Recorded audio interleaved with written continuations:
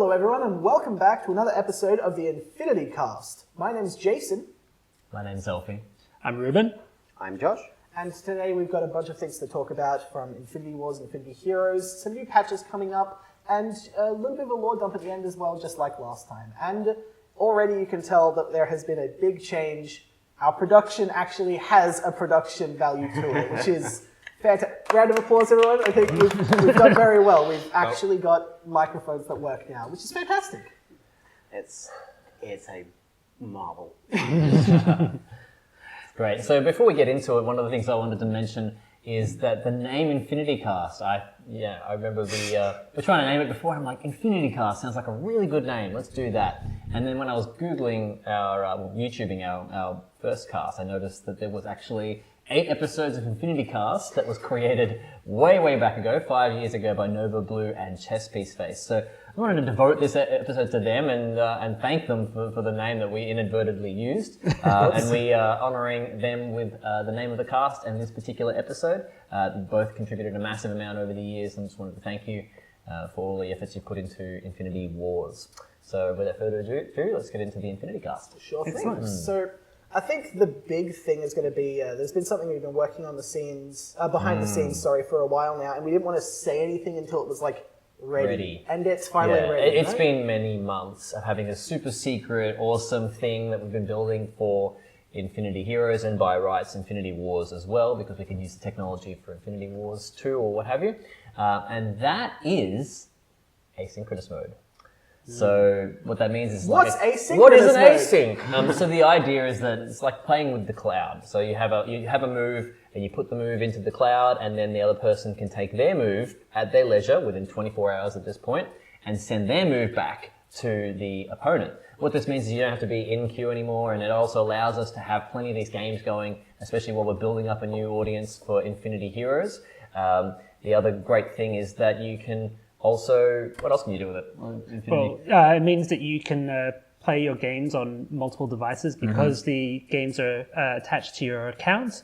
If you log on, on one device, you can play a turn, go back home, play on your home computer, and your same game will be there. You don't have to That's great. swap out. Yeah, and that was actually the great thing I was trying to build towards, was that you can, and this is different from other async games. So in like a game of chess, you might just take a move, then the other person takes a move, then you take a move, and like 60 moves later, you might have a game that's done. So with Infinity Heroes, first off, the turns, the game is pretty short. We've designed it to be a very fast game in the very first place, so we're only looking at average number of turns. Yeah, between 7 and 9 turns. 7 and 9 turns. Now, when you consider the fact that Infinity Heroes and Infinity Wars are simultaneous turn-based games, it allows us to have the first player take their first turn, and then it gets sent away, and then the second player takes their first turn and takes their second turn as well, and then it bounces back to the other player, and the first player then now takes their second turn, and then they take their third turn. So you're actually halving the number of times it needs to go back and forth. So literally 4 or 5 passes between players, and you can have a whole match done. And you can will eventually have notifications as well. You can see when it's your turn, jump into your match, and off you go. So really exciting, really looking forward to your feedback on that particular new feature in game mode, and then what we can do with that in the future as well. Also, we should give a little bit of a acknowledgement here that this is an idea that we had there's probably systems out there that we could just plug and play and convert in. That was not the case. This is something that we actually had to create from the ground up, as there was just nothing that worked with the engines and stuff that we had. Yep. So we had to invent async in a way. New version of it. Infinity Async. Infinity Async. Yeah. But yeah, it's definitely been a technological, not struggle, but accomplishments. Exactly. And we've had lots of road bumps in the way, and that's one of the reasons we wanted to, keep it a little bit quiet until we knew we were ready to come out with, the completed feature. And we're there. There's still some improvements like, notifications, etc. to come out. But overall, the system works really well, and it's plays into our the rest of our core systems, in the core gameplay of our game. Taking advantage of that simultaneous gameplay that you usually have. Yeah, it's great. Yeah, so that's any other comments on async? It sounds like postal chess, but worth doing now. A little bit, yeah. Like, just sort of last podcast, people might remember I am just not a big card game person, but this, Infinity Heroes was probably the first time I played a card game that was actually interesting to me. Because I just hate deck building. I can't stand it. Well, and it takes advantage of the mobile format because it means you can play a turn or two while you're on the train, and then forget about it. You don't need to, you don't need to complete a whole match. You can put it down and leave at any time, and that makes it well suited to being on mobile, which was one of the core reasons we wanted to make Infinity Heroes. Something else that actually makes a whole lot more sense with this is a lot of people who want to compete at a very high level, but aren't necessarily in the right time zone, have conflicting schedules and interests. It's really hard to set up a match with someone.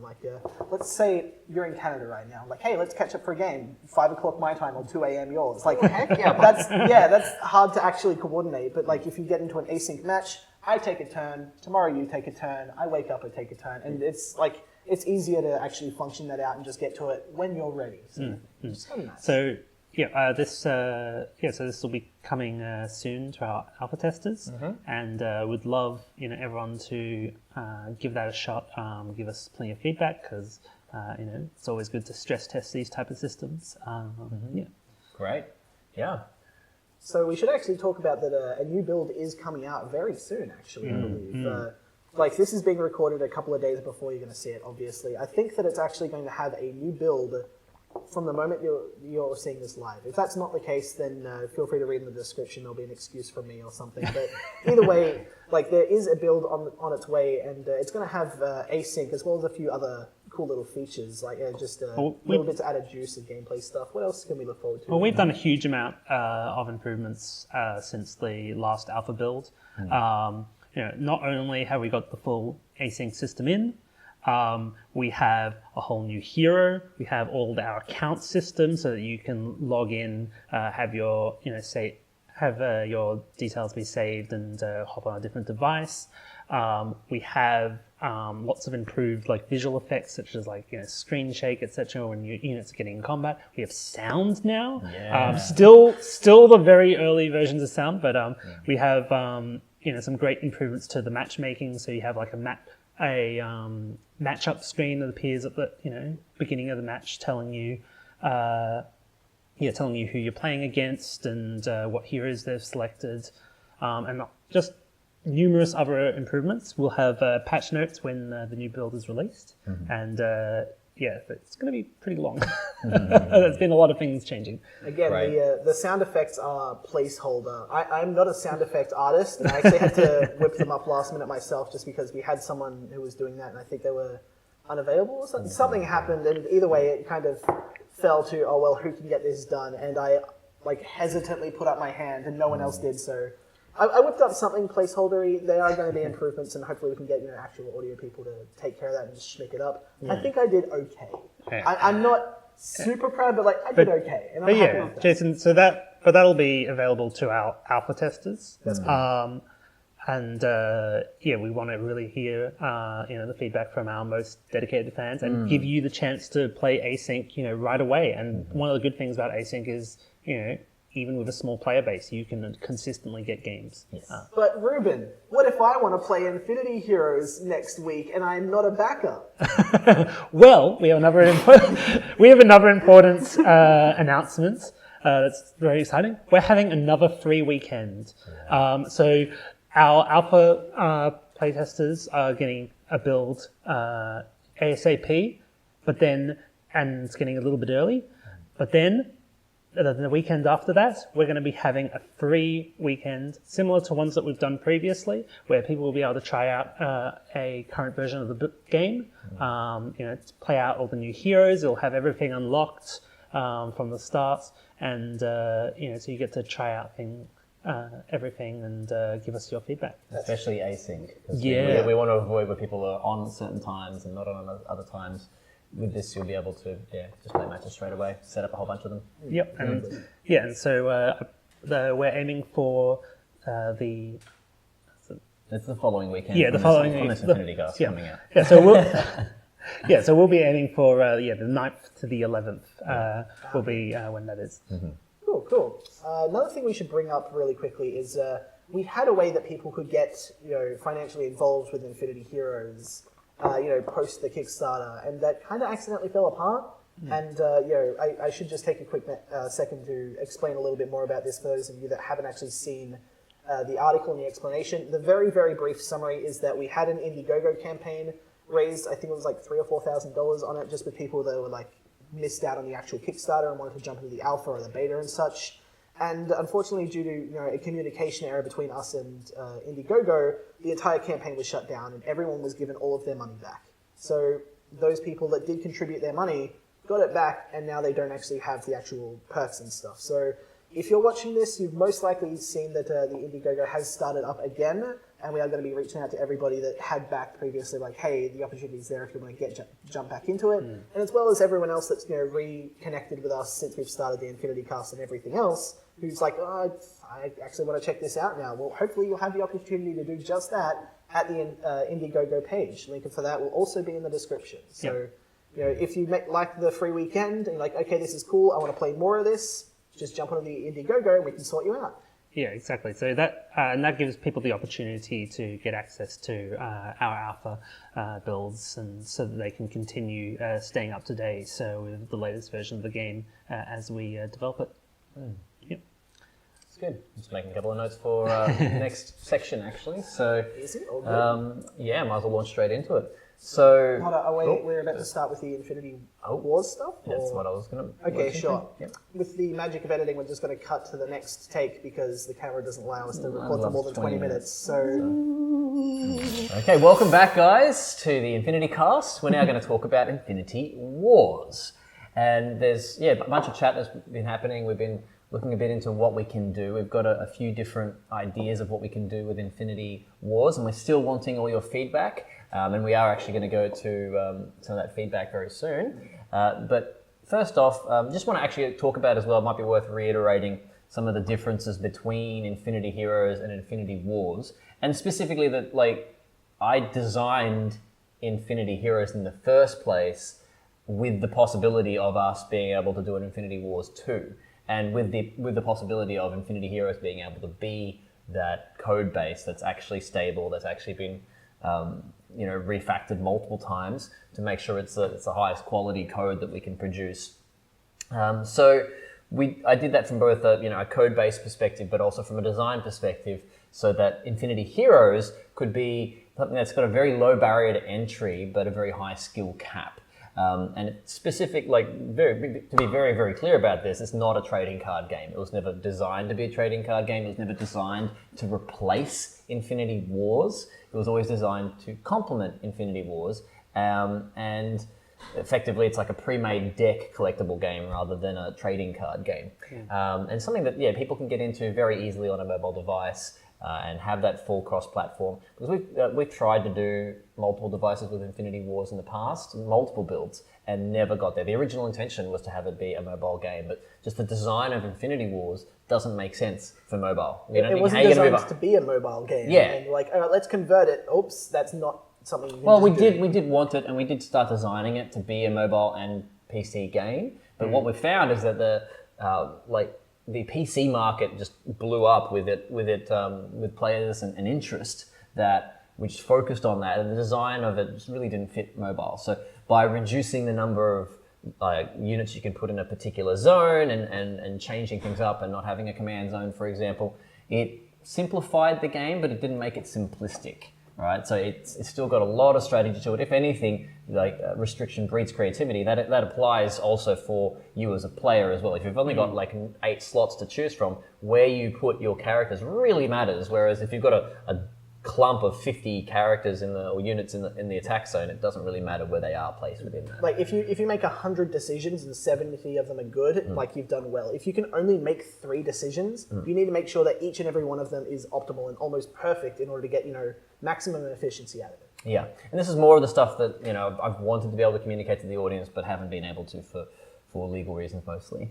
So now we're able to talk about that. Yeah. Is there anything else as far as having those two products complement each other? Any other points you guys want to bring on? Yeah, just worth remembering that when we've been building Infinity Heroes, we have been trying to design the systems to be able to be used in future projects because we want to have that maximum amount of reusability, and so especially like the effect system of how we are building cards and decks, we'll be able to go into the new game if we end up doing an Infinity Wars 2. Yeah.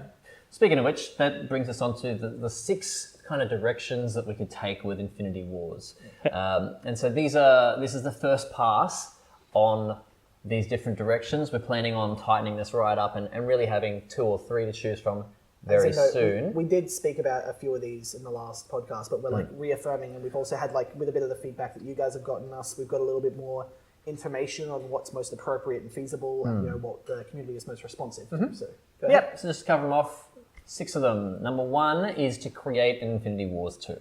Obviously, this is the one that we would love to do, with resources being no issue whatsoever. So if we were to do that, it would require the resources that it would deserve to be able to bring out an Infinity Wars 2 and really do it the justice it deserves. But there's still a possibility. Number 2 is to fix Infinity Wars 1, which means working on the old code and actually bringing it, fixing as many async errors as we can within individual cards. And then at the same time bringing out a new set or what have you, whatever new content we want to bring in. And then potentially, just getting it ready for an Infinity Wars 2 that way. But still working on the old code and not really just using some of the Infinity Heroes concepts in the code. The third one is to update Infinity Wars 1, which means to totally remove its gameplay code that caused a lot of those desync errors. I hope there's not many async errors. The desync errors, and then basically just import or copy across a lot of that Infinity Heroes code that's been tried and tested and refactored multiple times, and then keep Infinity Wars for everything else. Yeah, so all the other systems would be there, like the trading system, all the other campaigns, everything else would be left untouched. It would just be the gameplay aspect. Yeah, so it would be basically stripping out the way cards are built in Infinity Wars and replacing it with the new system while trying to touch as few of the other systems in Infinity Wars as possible. So that one has quite a few technical challenges, but it would be a possibility, a way of making us able to update the game at a much quicker pace. Yep. And then the fourth option is to hybridize Infinity Wars and Infinity Heroes and to bring it back together in one. I love Jason's reaction automatically. Yeah, I understand how that's going to be perceived. So go ahead. So it is an option on the table still, and it may be a good one if it makes sense to do from everyone's perspective. So we would have to really plan this out if we were to even look at this as a serious option. So right now it's just one of the 6 options, but the idea of somehow bringing the 2 products together so that we have all the benefits of the code from Infinity Heroes and then the capacity for some gameplay to be like an Infinity Wars updated gameplay that still allows for the trading of cards, still allows for all those other aspects of Infinity Wars that are unique to Infinity Wars, even commanders, things like that. But that's a very complicated option, and obviously, it's the hardest option for us to pull off, really, from a technical perspective, but not from a resource perspective. So, we'd have to be really clear on that before we move forward with it. The 5th option is to open source Infinity Wars.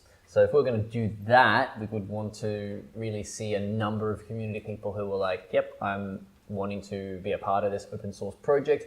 We would still help coordinate the project and manage it, of course.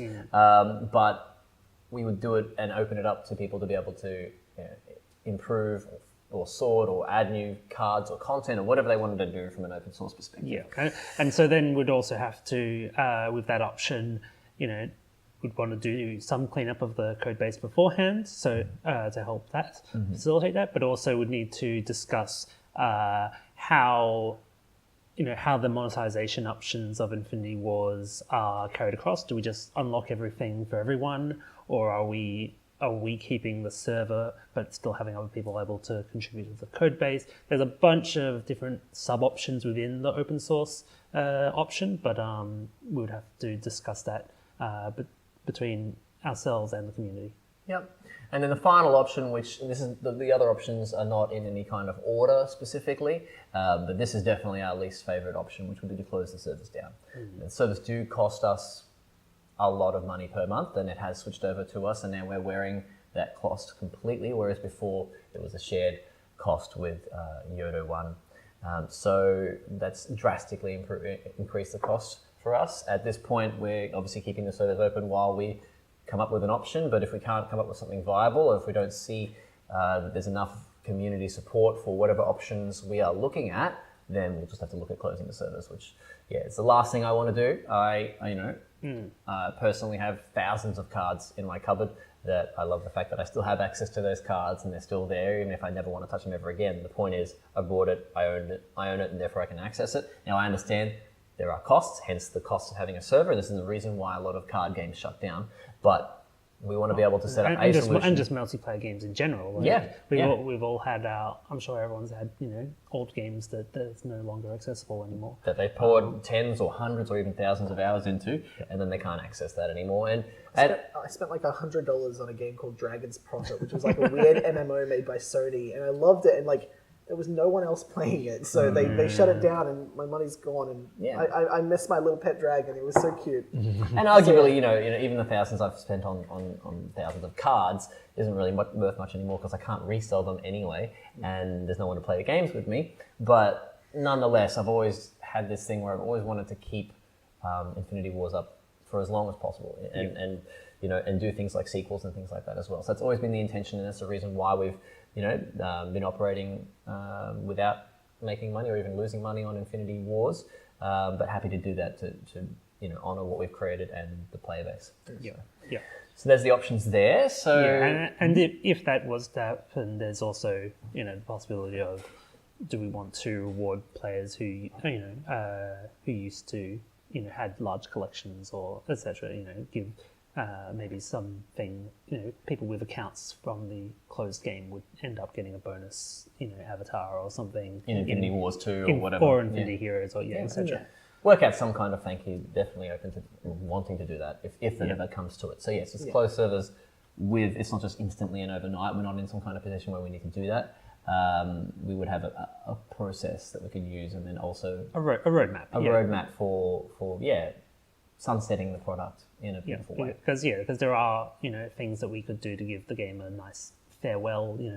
If we open up, everyone gets full collections. For a couple of weeks. I've actually got an entire document I've laid out that I've cleverly titled "With a Bang," which would basically be like a huge push to get everyone in for one last hurrah and bid goodbye to it. And I was quite proud of that name and the systems. And anyway, that's our final option that none of us want to take. So we really welcome your likes, comments, and subscribes. Hit that bell button.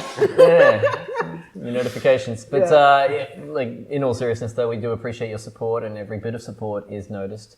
Every bit of toxicness is also noticed, by the way. But we'll try and steer that as much as possible towards the positive together. Well, did we want to give some Speaking of which, let's have a look at the feedback, shall we? Yes. we want to directly address some of the questions we've been getting from the community, and while we're here, we think now is a good chance to do that. So, Jason, take it away. Sure thing. So, let me just quickly take a second to bring up the original InfinityCast as well as the Infinity Wars / Infinity Heroes Discord. Make sure it's muted.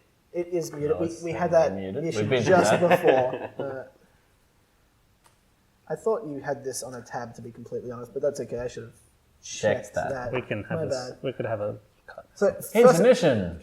Before I actually bring this up, I do want to mention there was one comment that got me really good. That was just calling our friend Josh here, Mr. Jon Snow, and I thought that was hilarious.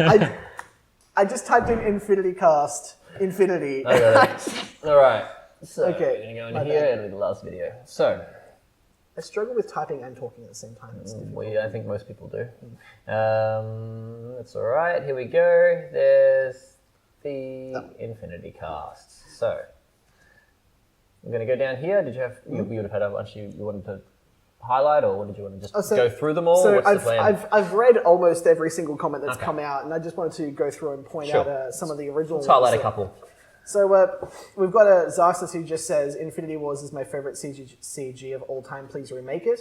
I'll give that an up for it. Give it a like. I agree. Yep. He's got a lot of likes on that comment, so Yep. it's really cool that a lot of people are hearing these comments and they're agreeing with them, which is really cool. And seeing that we do have a very strong following for specifically the core gameplay systems of Infinity Wars, because end of the day that was the biggest, strongest part about it was the core gameplay loop was unique and very good at what it did in creating a competitive card game. And some of the comments here, someone said I can't play Magic the Gathering anymore because it's tainted it for me because this is it. And Actually, that happened to me the other night. I played a game of Commander and I'm like, I'm top decking. Yeah. So we got one from Renegade MK4 who says, Infinity Wars was so good that it was the first game where I ever make a donate. Sorry for my English, I'm Russian. Give that a little like. It's fantastic. One that's come from Githian says, I'm happy to hear directly from Coyle and the team and would be thrilled to see the game come back. I've been a player since Alpha and also helped out as a moderator before Yodo. I'm sure a lot of my friends will be excited to be able to come back and play IW again. So, that sort of thing is really inspiring and, really heartwarming to hear that, we did do something right, even if it was way back in the day, and, the potential is there. And the potential is something I find personally really exciting. Yeah. Are there any comments that are sticking out to you at the moment? Dropping out here, Pope Shine. Really glad to see this post. The transparency and honesty is awesome. Great, thank you for that feedback. I'll be sending an email with thoughts and suggestions about Infinity Wars. We've gotten 3 full business length emails from people who are outlining complete and utter feedback of hey, this is my background, this is what I liked about it, this is what you could do, this is what I'd suggest, and there's so much there. And that was an absolute goldmine for me. I had a huge field day when those started coming in. I was so excited to respond a little bit to some of them and not address everything because there's things that I don't necessarily know that you would that I wanted to discuss in private, but just a surface level discussing and getting communication that was actually really cool. One of the favorite comments that we actually got was an old veteran of the community from way back in the day. Someone, if you played competitively, you'd very most likely know Adora Bear, one of the top percentile. I wouldn't say the best player, but definitely undoubtedly deserving of the. Amongst the top players. I reckon I can take him. Get him, Josh. You don't play Infinity Wars, right? Get him. Go get him. So they just said, Dorby here, great chat. My recommendation is rebuild Infinity Wars from scratch in Unreal Engine in a way that makes additions easy and modular, and then hire a couple of good players to do balance and new set creation. So that's actually part of the reason that I started to reassemble the council. Now, the council has been through some shaky times from, the transfer from Lightmare to Yodo and such, but I'm basically just reaching out to as many people as I can from those council days, the top tier players that were most active in the community and in the game, and, trying to get them on board little bit by little bit, and eventually build up a nice team of people that if we decide to get back into IW, into balancing a new set creation, I could turn to them and go, okay guys, we're making a new set, what do you think we need? And I hear your comment there, Phil, and my building upon that would be that that's effectively what we've tried to do with rebuilding it and refactoring it so many times and creating the effect system that we have. Yeah, we're not we might not be building in Unreal, but the code, there is no code from Infinity Wars in Infinity Heroes. Zero. It's all it was all designed from the ground up to be a more stable system and modular as well. Yes, and in the modular, first place, which is exactly. exactly what you're saying there. So except for the fact it's not in Unreal. So our camera is going to die very shortly, so we can finish up with 2 final comments. Okay, let's get 2 final comments before we actually finish First off, off. there was one just a little bit higher than this one, who just said, let's start by me suggesting you turn the volume up of your videos. Done, good sir. I'm going to give it a nice thumbs up just so that it's been done. Yep, perfect. Your feedback's been Hope this is loud enough. This is loud enough. And also we got one from Greenray who says, your game is so much better than Artifact. I know it might seem like a high compliment, but what other card game tried to be so expansive with its board state? Well, that's again the core gameplay loop that makes us so unique and special. And there's a lot of amazing other comments here that we love, and we can keep diving into the comments at the end of each video, I think. Well, I think we can do that. Well, we would like to again remind people that we do have a active Discord server, Link and that will be we in the would description. love to see everyone there. The devs are on there all the time, and you can ask us questions. You can we often give a little glimpses of what we're working on during the week. It's a bunch of fun, and we're hoping to build it up, and especially during the free weekend, there'll be lots of people there. So the last point I want to for us to finish on before we hand over to these two gentlemen to do the lore update, and that is that we're at a very critical time here with Infinity Wars. We already know that from the last cast, but specifically, we're at a time here where we can actually genuinely shape the future of the game. Often, years into production, we got some really great ideas of what we could do with Infinity Wars, but we're just too far down that line of production. And whereas now we're at a very specific turning point in Infinity Wars' life, so this is the time where we need your comments and your suggestions and any kind of sharing you want to do with any of the old players as well. All of that stuff counts, and all of that stuff will have a bigger impact on the future of Infinity Wars than it ever has been able to before.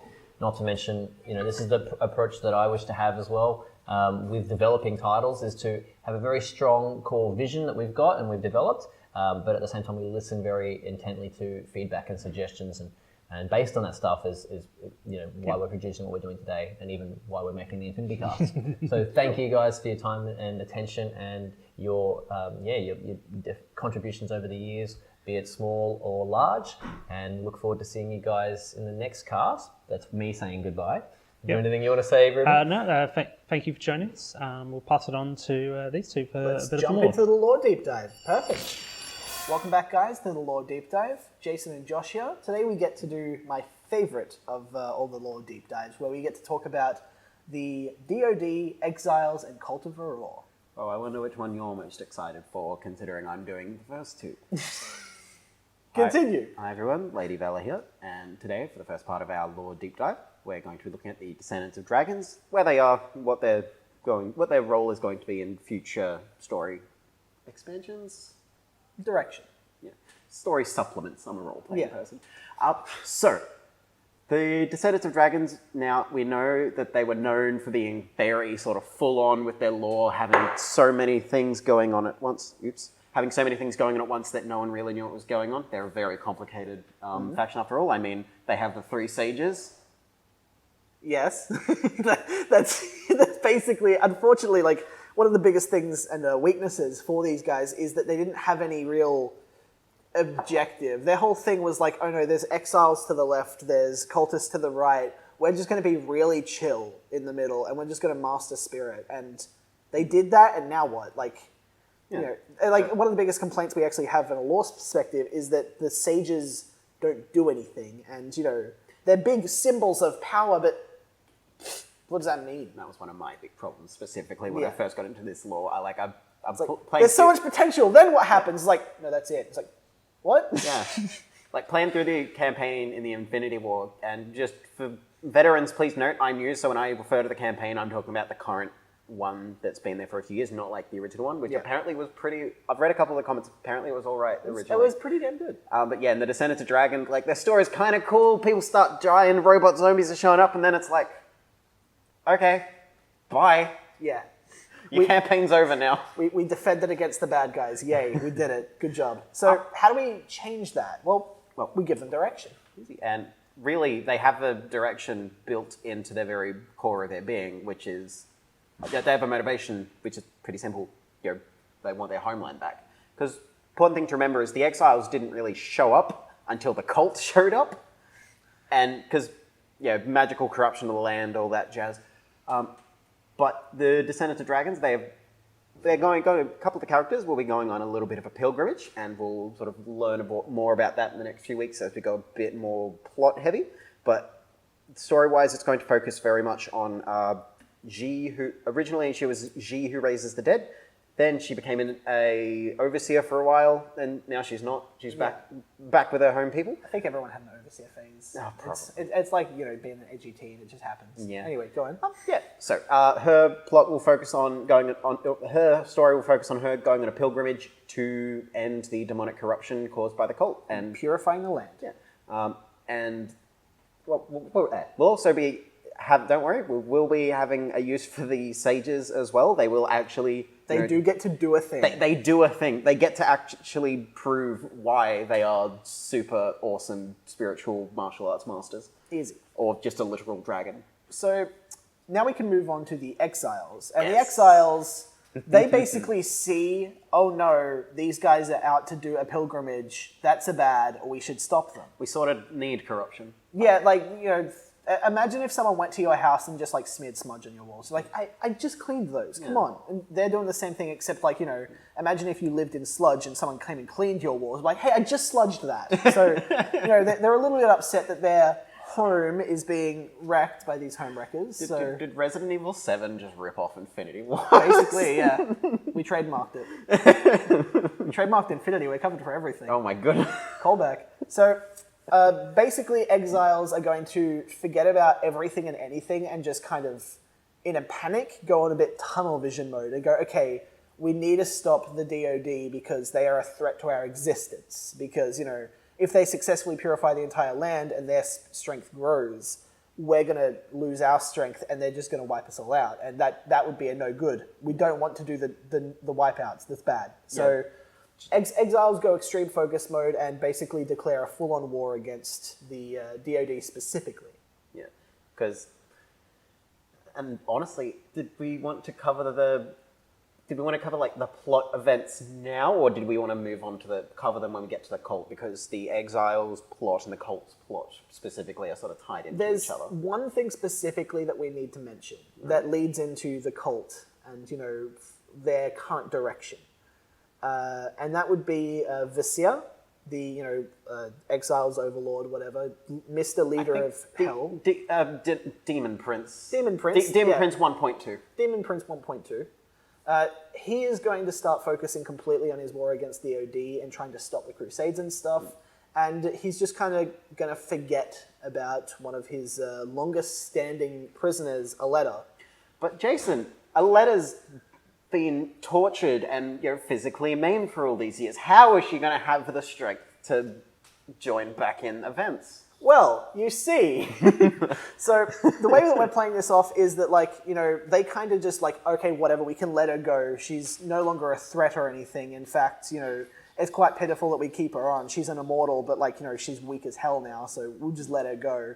And plus, the cult is also in shambles, so they don't see the cult as a potential threat anymore. I mean, it's only someone desperately clinging to power while ignoring the fact that her cult is crumbling around her. So yeah, just retouching on the story, we finished off with Candit being killed in the battle between Candit and Rita, and now Rita is unopposedly the leader of the cult of Varor.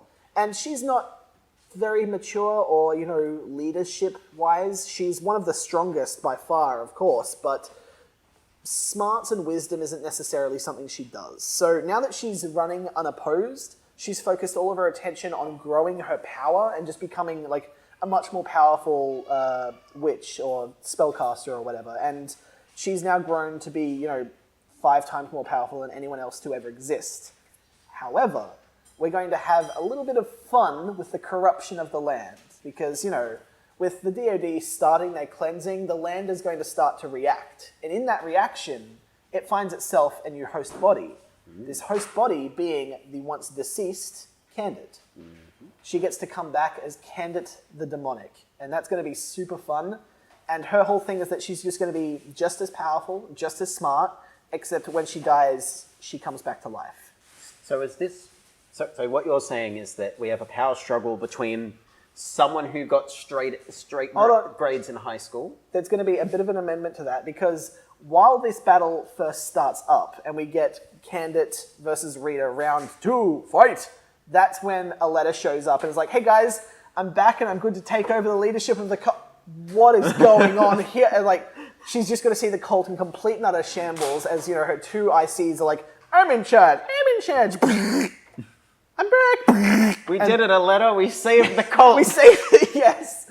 So, you know, it's going to become a 3-way power struggle in the Cult of Varor specifically with an unstoppable force, an immovable object, and an object that will always return to its original point once moved. And that's just going to set up for a whole lot of long-term things we can do with, we're not going to create sub-factions in the cult for gameplay and stuff, but of course there are going to be people within the cult that have, allegiances to one of those 3 specific leaders. And I honestly don't know where we're going to take the story from there, but there's so much potential, and it's going to excite me so much when I actually get to start diving into that. So that's definitely what I'm looking forward to. Seeing the look of pure joy on your face you got from describing basically a straight A student who was given a job immediately at a high school and doesn't know responsibility. A uni student who's just discovered Adderall for the first time. And the principal. Essentially, having just a big punch up. You got so excited, and that makes me really happy. Yeah. And then, man, you should work on the game's lore. That would be really cool. Wait a minute. Oh my. It's like a in-depth story and cohesive plot is one of my biggest strengths as a writer. And when I can create something that complex with that much potential depth and opportunity, I got really excited. So while a lot of the lore has been based on suggestions from not only some of our lore experts, including Ben Yonan and a few other people who have chipped in, as well as Ben Yonan, as well as our main man Joshua here, I took over a fair bit of control specifically with the cult because it excited me. Yeah. And that, but that's basically everything we have to cover. Is there anything else we want to touch on these 3? No, I think we're pretty much all good. Was there any... How do you feel about giving this like a little sort of fun end segment that the 2 of us can do because no one else is around? I think it would... I think we should just end it. Actually, hold on. There was one thing we forgot to mention. Yeah? DOD, Xi's campaign. Yeah? She's not alone. Oh my goodness, yes! Oh, right, okay. So, I'm a big fan of... So, Jason sort of mentioned before, when he writes, he's very, very good at writing. He's very good at plot-heavy writing. Things with sort of complex... Narrative cohesion is the way I put it. You're good at narrative cohesion, and you're very good, specifically, your style of story writing is very plot-focused. And that's good. You're able to basically say, this is what the story is at its core, and get that done. And I'm awful at that. See, I'm very good with sort of larger ideas, and very specifically where I shine is character-focused writing. So I'm less on the big picture and more of the, hey, what are these characters actually all about? What's their deal? And yeah, so Getting to the point. Getting to the point. I took a little bit of inspiration from the film Mulan, and so was it Ao Shan, or was he one of the sages? It was not Ao Shan. He was one of the sages. Okay, I can't remember their name at the moment, but Dragon Sage, as in the sage that is literally just a dragon, ends up taking on a bit more of a covert form, a la Mushu from Mulan. A bit, not as silly, but, and yeah, he's going to be accompanying Xi on her pilgrimage across the land. So we could, idea for a potential hero card. Yeah, absolutely. Xi who cleanses the land. So that's the current direction with these 3 people. Hopefully you enjoyed our little bit of a nerd out, I guess you could say. We got a little bit overexcited there, but that's everything for the lore dump. I hope you all enjoyed the InfinityCast episode 2. Big shout outs to the guys who were here earlier, Ruben and Agent Coyle. They did fantastically. Thank you, of course, to Josh again for coming in. Very much for having me. Getting him here wasn't exactly easy, so thank you so much for the sacrifice. I acknowledge that. And of course, a big thank you to everyone who's still watching and putting up with our lovely voices. Thank you so much, and we look forward to speaking with you in Discord. Thank you very much. I don't remember my name, but my picture on the Discord is a picture of a pair of rabbits. So find me on Discord. Helpful. Oh no, I'm LV23 on Discord. There you go. Thank you, everyone, and we'll see you next time. And Josh.